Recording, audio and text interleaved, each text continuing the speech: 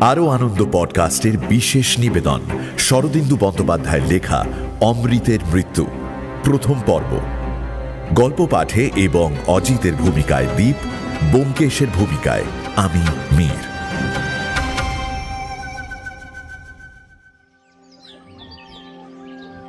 গ্রামের নাম বাঘমারি। রেল লাইনের ধারেই গ্রাম, কিন্তু গ্রাম থেকে স্টেশনে যেতে হলে মাইলখানেক হাঁটতে হয়। মাঝখানে ঘন জঙ্গল। গ্রামের লোকজন স্টেশন যাওয়ার সময় বড় একটা জঙ্গলের ভেতর দিয়ে যায় না, রেল লাইনের তারের বেড়া টপকে লাইনের ধার দিয়ে যায়। স্টেশনের নাম সান্তালগোলা। বেশ বড় স্টেশন। সেটা ঘিরে একটা গঞ্জ গড়ে উঠেছে। অঞ্চলটা ধান্য প্রধান। এখান থেকে ধান চাল রপ্তানি হয়। গোটা 2 চালের কলও আছে। যুদ্ধের সময় একদল মার্কিন সৈন্য সান্তালগোলা ও বাঘমারির মধ্যস্থিত জঙ্গলের মধ্যে কিছুকাল ছিল। তারা খালি গায়ে প্যান্ট পরে ঘুরে বেড়াতো, চাষিদের সঙ্গে বসে ডাবা হুকোয় তামাক খেত। তারপর যুদ্ধের শেষে তারা স্বদেশে ফিরে গেল। রেখে গেল কিছু অবৈধ সন্তান সন্ততি এবং কিছু ক্ষুদ্রায়তন অস্ত্রশস্ত্র। যুদ্ধের শেষে বিদেশিরা চলে গেলে দেশে স্বদেশী শাসনতন্ত্র প্রবর্তিত হল। স্বাধীনতার রক্ত স্নান শেষ করে দেশ যখন মাথা তুলল, তখন দেখল হ্রদের উপরিভাগ শান্ত হয়েছে বটে, কিন্তু তলদেশে হিংসুক নক্ককুল ঘুরে বেড়াচ্ছে। বিদেশি সৈন্যদলের ফেলে যাওয়া অস্ত্রশস্ত্র হয়ে দাঁড়িয়েছে এই নক্ককুলের নখদন্ত। রেলের দুর্ঘটনা, আকস্মিক বোমা বিস্ফোরণ, সশস্ত্র ডাকাতি নতুন শাসনতন্ত্রকে উদ্বস্ত করে তুলল। পুলিশ তদন্তে 2-4 জন দুর্বৃত্ত ধরা পড়লেও বোমা, পিস্তল প্রভৃতি আগ্নেয়াস্ত্র কোথা থেকে সরবরাহ হচ্ছে তার হদিশ পাওয়া গেল না। বিদেশি সিপাহীরা যেখানে ঘাঁটি গেড়েছিল, অস্ত্রগুলো যে তার কাছে পিঠেই সঞ্চিত হয়েছে তা অনুমান করা শক্ত নয়। কিন্তু আসল সমস্যা হয়ে দাঁড়িয়েছিল অস্ত্র সরবরাহকারী লোকগুলোকে ধরা। যারা অবৈধ আগ্নেয়াস্ত্রের কালোবাজার চালাচ্ছে, তাদের ধরতে না পারলে এ উৎপাতের মূলচ্ছেদ হবে না। এক চৈত্র মাসে ব্যোমকেশ আমাকে নিয়ে সান্তালগোলা এসেছিল একটা সরকারি তদন্ত উপলক্ষে। সরকারের বেতনভোগ পুলিশ কর্মচারীরা ব্যোমকেশকে স্নেহের চোখে দেখেন না বটে, কিন্তু মন্ত্রীমহলে তার খাতির আছে। পুলিশের জবাব দেওয়া কেস মাঝে মাঝে তার ঘাড়ে এসে পড়ে। বর্তমানে যে কাহিনী বলছি তার ঘটনা কেন্দ্র ছিল বাঘমারি গ্রাম, এবং যাদের দিয়ে কাহিনীর মূল সূত্রপাত তারা এই গ্রামেরই ছেলে। সরকারি দপ্তরের সঙ্গে পরামর্শ করে ব্যোমকেশ প্রথমে সান্তালগোলায় এসেছে। জায়গাটা ছোট, কোনো অবস্থাতেই তাকে শহর বলা চলে না। স্টেশনের কাছে রেল কর্মচারীদের এক সারি কোয়ার্টার। একটা পাকা রাস্তা স্টেশনকে স্পর্শ করে দুদিকে মোড় ঘুরে গেছে এবং প্রায় 20-25 বিঘা জমিকে বেষ্টন করে রেখেছে। এই জায়গাটুকুর মধ্যেই কয়েকটা বড় বড় আড়ত, পুলিশ থানা, পোস্ট অফিস, কোঅপারেটিভ ব্যাংক, সরকারি বিশ্রান্তি ভবন ইত্যাদি আছে। যে 2টো চালকলের উল্লেখ করেছি সে 2টো এই রাস্তা ঘেরা স্থানের দুপ্রান্তে অবস্থিত। স্থানীয় লোক অধিকাংশ বাঙালি হলেও মারওয়াড়ি ও হিন্দুস্তানিও যথেষ্ট আছে। আমরা সরকারি বিশ্রান্তি ভবনে আড্ডা গেড়েছিলাম। ব্যোমকেশের এখানে আত্মপরিচয় দেওয়ার ইচ্ছে ছিল না। এ ধরনের তদন্তে যতটা প্রচ্ছন্ন থাকা যায় ততই সুবিধে।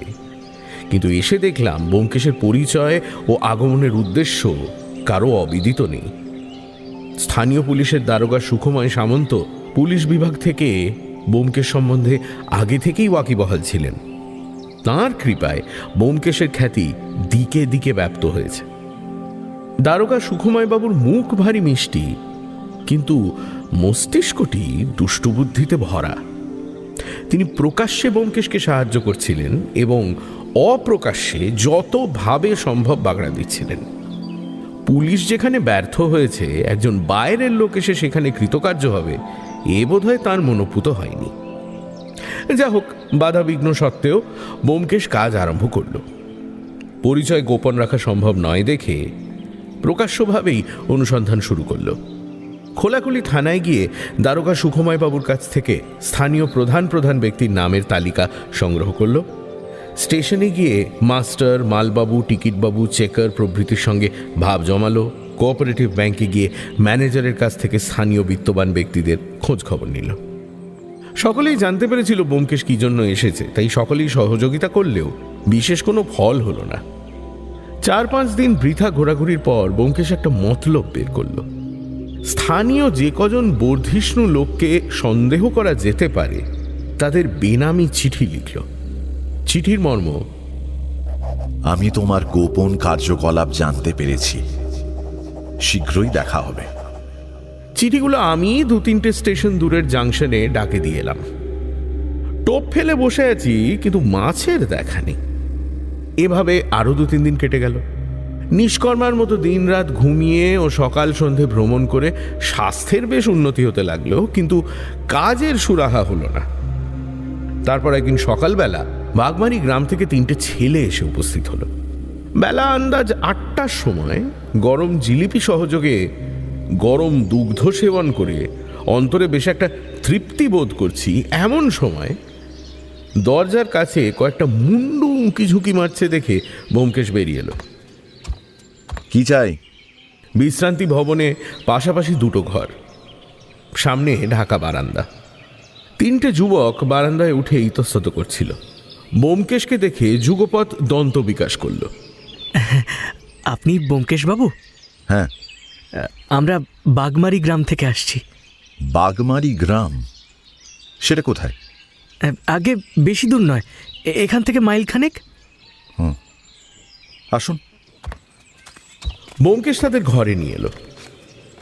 বিশ্রান্তি ভবনে বাঁধা বরাদ্দ আসবাব, একটা চেয়ার, একটা টেবিল, একটা আরাম কেদারা, 2টি খাট, মেঝে নারকোল ছোবড়ার চাটাই পাতা। যুবকেরা 2জন মেঝে বসলো, একজন টেবিলে উঠে বসলো। ব্যোমকেশ আরাম কেদারায় অর্ধ শয়ান হয়ে বলল: কি ব্যাপার বলুন দেখি। যে ছোকরা অগ্রণী হয়ে কথা বলছিল তার নাম পটল, অন্য 2জনের নাম দাশু ও গোপাল। আপনি শোনেননি? আমাদের গ্রামে একটা ভীষণ হত্যাকাণ্ড হয়ে গেছে। বলেন কি? কবে? ব্যোমকেশ আরাম কেদারায় উঠে বসল। পরশু সন্ধ্যের পর। পুলিশের তক্ষুনি খবর দেওয়া হয়েছিল। কাল সকালবেলা 9টার সময় দারোগা সুখময় সামন্ত গেছিল, লাশ নিয়ে চলে এসেছিল। তারপর আর কোনো খবর নেই। আজ আমরা আপনার কাছে আসার আগে থানায় গিয়েছিলাম। সুখময় দারোগা আমাদের হাঁকিয়ে দিলে লাশ নাকি সদরে পাঠানো হয়েছে, হাসপাতালে চেরা ফাঁড়া হবে সেই কারণে। বলছি, আপনি এসব কিছুই জানেন না? তবে যে শুনেছিলাম আপনি পুলিশকে সাহায্য করার জন্য এখানে এসেছেন। দারোগাবাবু বোধহয় এই খবর আমাকে দেওয়া দরকার মনে করেননি। সে যাক, কে কাকে খুন করেছে আর কি দিয়ে খুন করেছে? বন্দুক দিয়ে খুন হয়েছে আমাদেরই এক বন্ধু, অমৃত। কে খুন করেছে তা কেউ জানে না। ব্যোমকেশবাবু, অমরার মৃত্যুর জন্য আমরাও খানিকটা দায়ী। আসলে ঠাট্টা তামাশা করতে গিয়েই সর্বনাশ হয়েছে, তাই আমরা আপনার কাছে এসেছি আর কি। সুখময় দারোগার দ্বারা কিচ্ছু হবে না, আপনি দয়া করে খুঁজে বের করুন কে খুন করেছে। আমরা আপনার কাছে চিরঋণী হয়ে থাকব। বন্দুক দিয়ে খুন হয়েছে? আশ্চর্য। সব কথা খুলে বলুন তো। সদানন্দদা চলে যাওয়ার 3-4 দিন পরে তার বাড়ির সামনের মাঠে ওই গ্রামের ছেলে ছোকরারা বসে জটলা করছিল। এই সদানন্দদাকে? ও হ্যাঁ, দেখেছেন? আপনি চিনবেন কি করে? সদানন্দ সুর। আমাদের বাগমারি গ্রামে যে কয়েকটা কোঠা বাড়ি আছে তার মধ্যে সদানন্দ সুরের বাড়িটা সবচেয়ে পুরনো। ওই গুটি 3 ঘর, সামনে শান বাঁধানো চাতাল, পেছনে পাঁচিল ঘেরা উঠোন, আর বাড়ির ঠিক পেছন থেকে জঙ্গল আরম্ভ হয়েছে। তা সদানন্দবাবুর বয়স কত? আর বাড়িতে কে কে আছে? সদানন্দ সুর প্রৌঢ় ব্যক্তি, কিন্তু তার জ্ঞাতি, গোষ্ঠী, স্ত্রী, পুত্র কেউ নেই। একলাই পৈতৃক ভিটায় থাকেন। তার একটি বিবাহিত বোন আছে বটে, স্বামী রেলের চাকরি করে, কিন্তু তারা শহুরে লোক। তাদের সাথে সম্পর্ক খুব একটা গাঢ় নয়, আর কারোর সঙ্গে অসদ্ভাব না থাকলেও বেশি মাখামাখিও নেই। বেশিরভাগ দিন সকালবেলা উঠে সদানন্দদা ওই স্টেশনের গঞ্জে চলে যান। সন্ধ্যের সময় গ্রামে ফিরে আসেন। তবে কি কাজ করেন সে সম্বন্ধে কারোর মনে খুব স্পষ্ট ধারণা নেই। কেউ বলে ধান চালের দালালি করেন, কেউ বলে বন্ধকি কারবার আছে। মোটের ওপর লোকটা অত্যন্ত রহস্যময় আর মিতব্যয়ী। এর বেশি তার বিষয়ে তেমন কেউ কিছু জানে না। একদিন ভোরবেলা সদানন্দ সুর বাড়ি থেকে বেরোলেন। একটা মাঝারি আয়তনের ট্রাঙ্ক ও একটা ক্যাম্বিসের ব্যাগ বাইরে রেখে দরজায় তালা লাগালেন। তারপর ব্যাগ আর ট্রাঙ্ক দু হাতে ঝুলিয়ে যাত্রা করলেন। বাড়ির সামনে মাঠের মতো খানিকটা খোলা জায়গা। সদানন্দদা মাঠ পেরিয়ে রেললাইনের দিকে চলেছেন। গ্রামের বুড়ো ওই হিরু মোড়লের সঙ্গে দেখা হয়ে গেল। এই গো কর্তা, সকালবেলায় বাক্স ব্যাগটা নিয়ে কোথায় চললেন? সদানন্দদা থামলেন। এই দিন কয়েকের জন্য বাইরে যাচ্ছি। তা তিথিধর্ম করতে চললেন নাকি? এরই মধ্যে তিথিধর্ম? বয়স কত হলো কর্তা? 45। তা ফিরছেন কতদিনে? দিন 6-7-এর মধ্যেই ফিরবো। তারপর সদানন্দদা চলে গেলেন। তাঁর এই আকস্মিক তীর্থযাত্রা নিয়ে গ্রামে একটু আলোচনা হলো। তাঁর প্রাণে যে ধর্মকর্মের প্রতি আসক্তি আছে সেই সন্দেহ কারোর ছিল না। গত 10 বছরের মধ্যে এক রাত্রির জন্যও তিনি বাইরে থাকেননি। সকলে আন্দাজ করল নীরব কর্মা সদানন্দ সুর কোনো মতলবেই বাইরে গেছে। এর 3-4 দিন পরে সদানন্দদা বাড়ির সামনের মাঠে আমরা ওই গ্রামের ছেলে ছোকরারা বসে জটলা করছি। গ্রামের 25-30 ঘর ভদ্রলোকের বাস। সন্ধ্যের পর ছেলে ছোকরা বয়স্করা এই মাঠে এসে বসে, গল্প গুজব করে, কেউ গান গায়, কেউ আবার ওই বিড়ি সিগারেট টানে। শীত আর বর্ষাকাল ছাড়া এটাই আমাদের আড্ডাঘর। কি রে অমৃত, আজ তুমি সেজে গুজে এসছিস যে?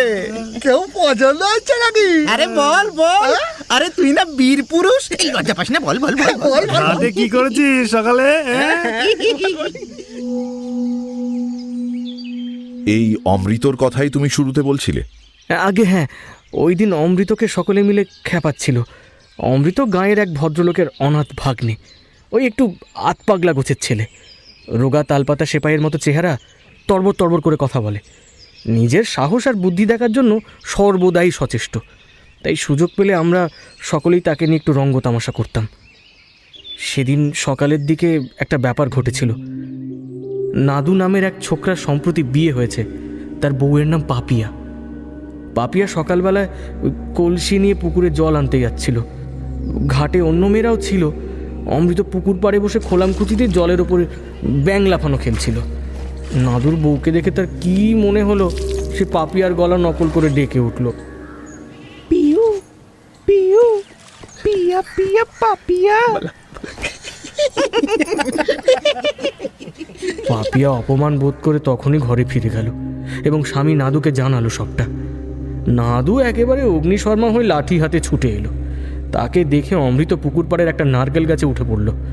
তারপর গাঁয়ের মাতব্বররা এসে শান্তি রক্ষা করলেন। অমৃতর মনে যে কোনো কুইঙ্গিত ছিল না তা সকলেই জানত।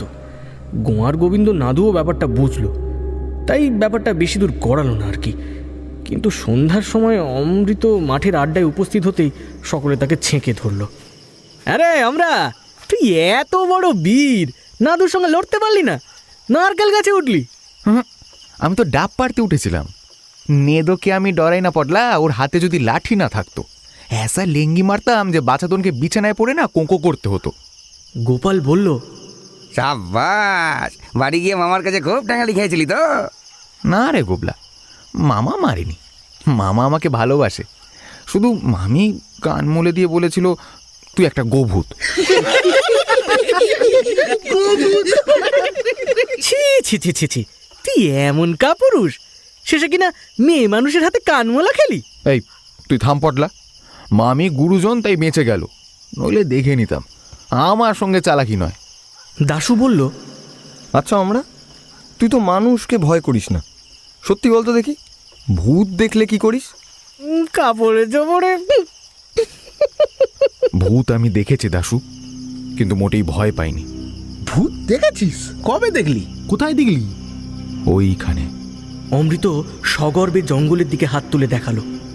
ঘোড়া ভূত দেখেছি।